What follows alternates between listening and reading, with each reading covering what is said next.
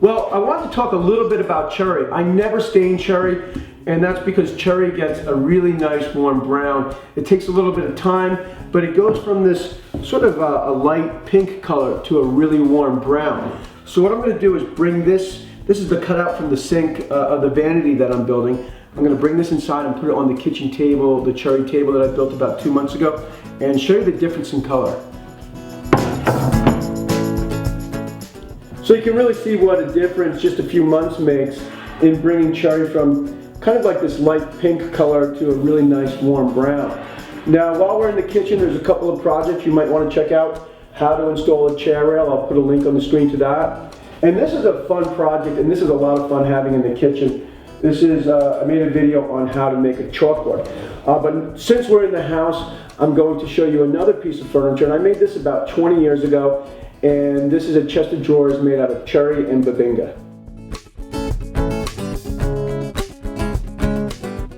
Now this is a piece I made years ago when I had a lot more time. I'm hoping that I'll find the time again to make furniture like this, but it's one of those things, anybody who builds furniture, I think you find it hard to get paid for your time for building furniture, unfortunately. But anyway, this is cherry, and the top is babinga, and the legs are babinga, and then these handles are babinga. The drawers are a mess. I made the drawers out of maple, which is really kind of a mistake because I do end up with a swelling problem, and if I were to build something like this again, I would build the inside of the drawers out of mahogany. I built this in 1995, and it looks like I signed it with a ballpoint pen. It's better than not signing it at all, but the burning pen is a much nicer way to go for signing your work. Now the drawers, I think at the time I hadn't started doing dovetails yet, and so these are just pins. This is a rabbet joint with pins. Now, if you were wondering what kind of finish I used on this piece, I used Waterlox, which is a wiping varnish, and I have a video, I'll put a link on the screen. And Waterlox it's just a really nice finish, and it's an easy finish to use.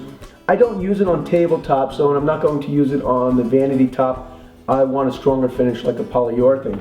Now, I also built this guitar rack, and I'll put a link on the screen if you want to check that out. Thanks for tuning in. I hope you enjoyed the video. I'll see you on Friday. All right, and one more thing, I wanted to come out to the barn here and show you the vanity top. Now this has 2 coats of polyurethane. I still need to put on another coat. And you can see that it's definitely a bit darker than the cutout with no finish, but not nearly as dark as the kitchen table is in the house. So in about 2 months, this will be just as dark as the kitchen table. Also, every Thursday I give away something from the art studio.